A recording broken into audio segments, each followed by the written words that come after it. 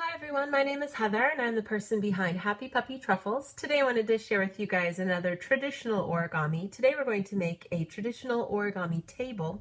This origami requires just one piece of origami paper. I'm going to be using a traditional size of 15 by 15 centimeters. What we want to do here is we're going to start off with some preliminary creases to help us know where the center of our project is. So with my color side facing down, I'm just going to go ahead and fold my paper in half vertically and horizontally.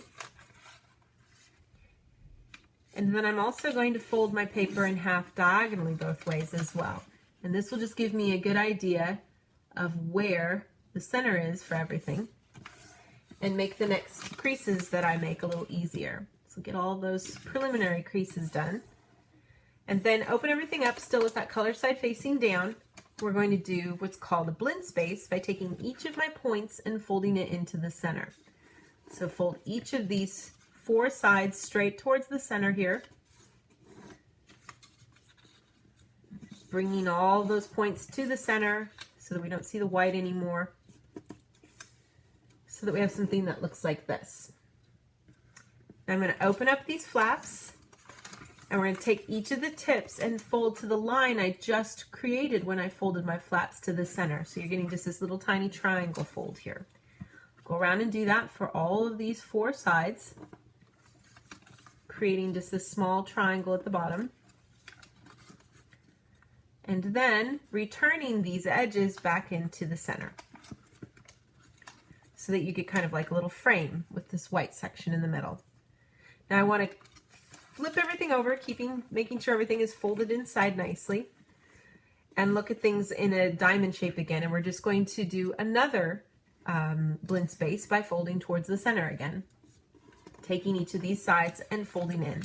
Now be careful when you do this. There's a little extra paper, and it's also easy to accidentally get snagged on where there's the opening there. You don't want to accidentally tear your paper, so make sure to kind of be careful as you do this. But you should be able to get all four folded towards the center. I'm going to open everything up, and we're going to do the same kind of step where I take the bottom part and fold towards where I just folded up. We'll do this for all four sides. And then again, return everything back to the center.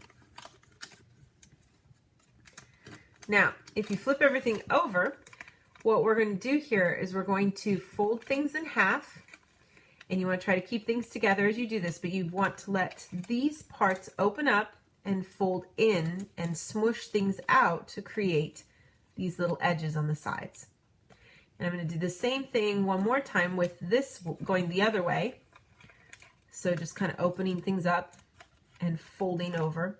This side doesn't want to pop out, right? So help it along if it needs help. But you should be able to get these four sides then kind of going. And if we bring them all together using and following the creases that we've made already, this collapses then into what winds up looking kind of like a little heart.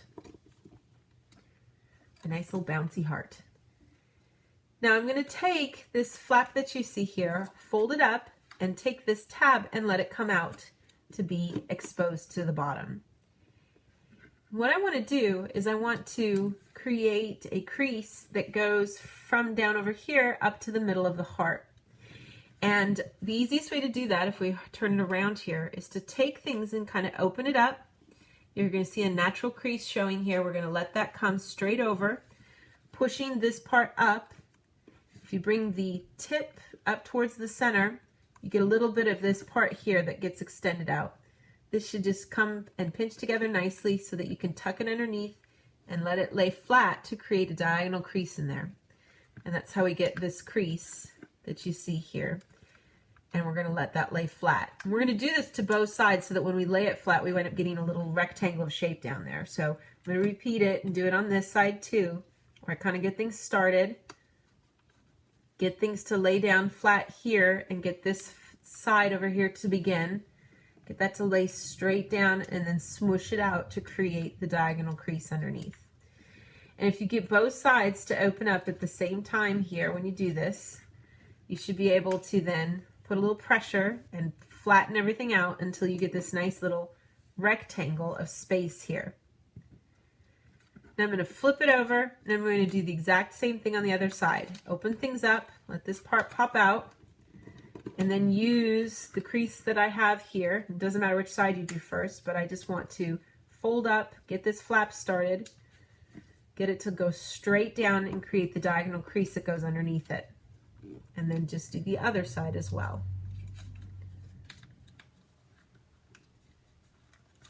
You don't want to get it lined up wrong. Make sure it's as straight as you can keep it. And then just open both sides so that when you push on this part here, it opens straight out to create a nice rectangular shape here. Now, the next thing I want to do is take the side and fold straight in, creating a nice crease here on the edge. And if you'll notice on this side, there's actually now two pockets. There's one on the outside, and there's also one here on the inside.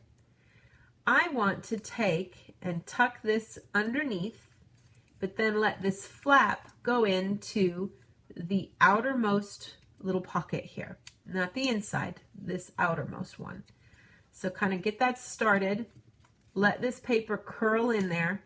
And it's kind of a tough, tight fit, and that layer of paper there from the tab is a little thick. But if you shimmy things around a little bit, you should be able to get it so that that goes in there pretty good. And we'll wind up laying flat with this little part tucked in. And I'm just going to repeat that step on this side too. So again, I'm folding in, creating a crease, opening it up, letting that flap lift up so that when I put this over here, I can then get into that outermost part and get this to kind of curl in.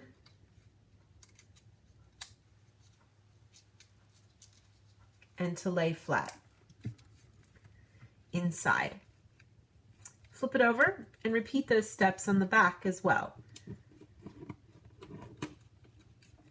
And by doing this, we're creating the points where we're holding on to stuff so that when we open everything up, it'll become a nice little table and it won't fall down or anything. It'll be really sturdy. So we'll get both of these tucked in here.